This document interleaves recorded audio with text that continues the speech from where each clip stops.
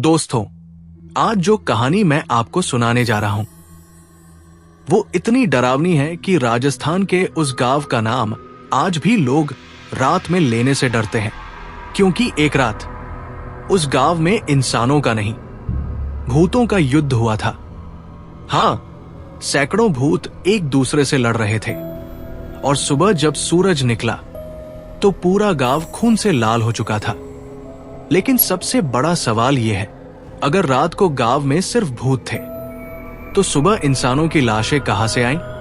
और उस रात ऐसा क्या हुआ था कि आज भी हर साल रात 1 बजे उस गांव से चीखों की आवाज आती है।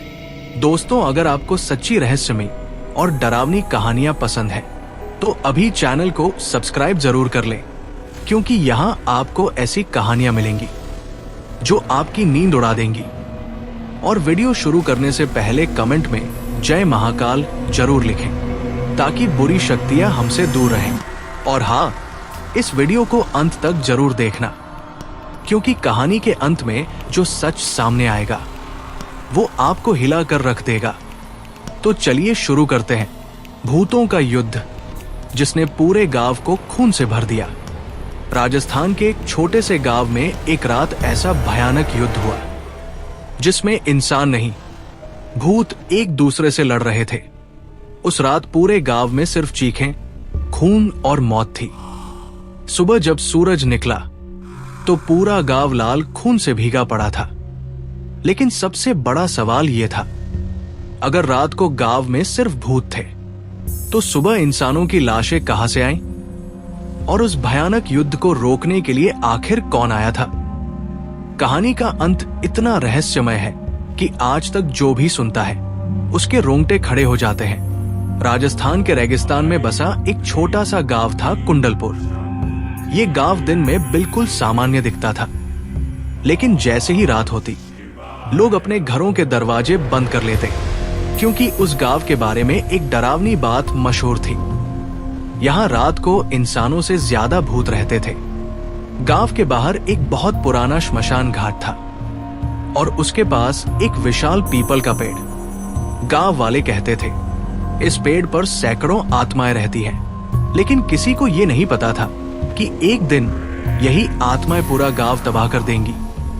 एक रात गांव का एक युवक राघव खेत से घर लौट रहा था। रात के लगभग 12 बजे थे। अचानक उसने देखा श्मशान घाट की तरफ से नीली रोशनी निकल रही थी। राघव डर गया, लेकिन जिज्ञासा में वो धीरे धीरे उस तरफ बढ़ने लगा। जैसे ही वो पास पहुंचा, उसने जो देखा उसे देखकर उसका खून जम गया। श्मशान घाट में सैकड़ों भूत खड़े थे। कुछ के सिर नहीं थे, कुछ के हाथ कटे हुए थे, कुछ की आंखों से खून बह रहा था। और सबसे डरावनी बात, वे सब एक दूसरे को घूर रहे थे, जैसे किसी युद्ध की तैयारी हो। राघव की सांसें तेज हो गई। तभी अचानक एक भूत ने उसकी तरफ देखा। उसकी आंखें आग की तरह लाल थी और उसने एक डरावनी आवाज में कहा, आज रात युद्ध होगा। जैसे ही घड़ी में 1 बजे, अचानक पूरी जमीन हिलने लगी। श्मशान घाट में खड़े भूत 2 हिस्सों में बंट गए। एक तरफ पुरानी आत्माएं थी, दूसरी तरफ नई आत्माएं। और तभी अचानक एक भयानक चीख गूंजी, हमारा बदला आज पूरा होगा। अगले ही पल भूतों का युद्ध शुरू हो गया। पूरा आसमान काला हो गया, हवा तूफान की तरह चलने लगी। भूत एक दूसरे पर टूट पड़े। कोई किसी का सिर नोच रहा था, कोई किसी की आत्मा फाड़ रहा था। पूरा श्मशान घाट खून और चीखों से भर गया। राघव ये सब देखकर कांप रहा था। उसे समझ नहीं आ रहा था भूत भी युद्ध क्यों कर रहे थे। कुछ ही देर में ये युद्ध इतना भयानक हो गया कि भूत गांव की तरफ बढ़ने लगे। अब पूरा गांव युद्ध का मैदान बन चुका था। भूत घरों की छतों पर कूद रहे थे, दरवाजे अपने आप खुल रहे थे। गांव के लोग डर से घरों में छुपे थे, लेकिन भूतों की ताकत इतनी ज्यादा थी कि दीवारें भी उन्हें रोक नहीं पा रही थी। एक बूढ़ा आदमी घर से बाहर भागा। अचानक एक भूत उसके सामने आ गया। उसने बूढ़े आदमी का गला पकड़ लिया। और अगले ही पल वो आदमी जमीन पर गिर गया। उसकी आंखों से खून बह रहा था। अब पूरा गांव मौत के साए में था। उसी समय गांव के बाहर से एक आदमी गांव में दाखिल हुआ। वो एक तांत्रिक था। उसकी आंखें चमक रही थी। हाथ में खोपड़ी वाला त्रिशूल था। उसका नाम था अघोरी बाबा रुद्रनाथ। जैसे ही वो गांव के बीच पहुंचा, उसने जोर से मंत्र पढ़ना शुरू किया। अचानक उसके चारों तरफ अग्नि का घेरा बन गया। भूत उसकी तरफ आने लगे, लेकिन जैसे ही वे उस घेरे के पास आते, वे चीखते हुए पीछे हट जाते। बाबा रुद्रनाथ समझ चुके थे ये कोई सामान्य घटना नहीं थी, ये एक भयानक श्राप था। बाबा ने ध्यान लगाया। कुछ ही क्षणों में उन्हें सच्चाई पता चल गई। आज से 200 साल पहले इस गांव में एक बहुत बड़ा नरसंहार हुआ था। गांव के लोगों ने लालच में आकर एक पूरे कबीले को मार दिया था। उनकी आत्माएं उसी श्मशान घाट में दफना दी गई, लेकिन मरने से पहले उन्होंने श्राप दिया था, एक दिन हमारी आत्माएं लौटेंगी और इस गांव को खून से भर देंगी। आज वही दिन था। अचानक जमीन फट गई और जमीन के अंदर से एक विशाल आत्मा निकली। वो बाकी सभी भूतों से कई गुना बड़ी थी।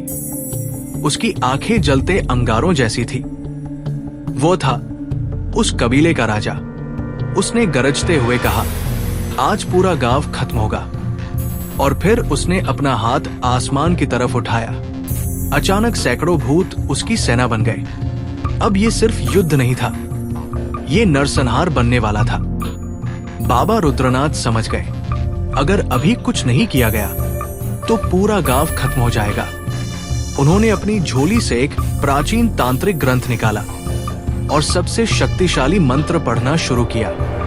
अचानक आसमान में बिजली चमकने लगी, धरती कांपने लगी, भूत चीखने लगे।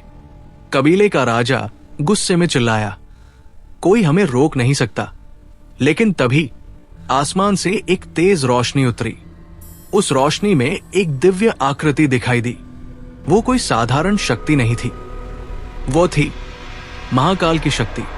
उस रोशनी ने पूरे गांव को घेर लिया और अगले ही पल सभी भूत चीखते हुए धरती में समाने लगे। कुछ ही सेकंड में पूरा गांव शांत हो गया। सुबह जब गांव वाले घरों से बाहर निकले तो वे दंग रह गए। पूरे गांव की जमीन खून से लाल थी, लेकिन वहां एक भी लाश नहीं थी। जैसे रात में जो हुआ वो सिर्फ एक डरावना सपना हो। लेकिन तभी राघव ने जमीन पर कुछ देखा। वो एक पुरानी तलवार थी जिस पर ताजा खून लगा हुआ था और उसके पास जमीन पर लिखा था, युद्ध अभी खत्म नहीं हुआ। राघव के हाथ कांपने लगे।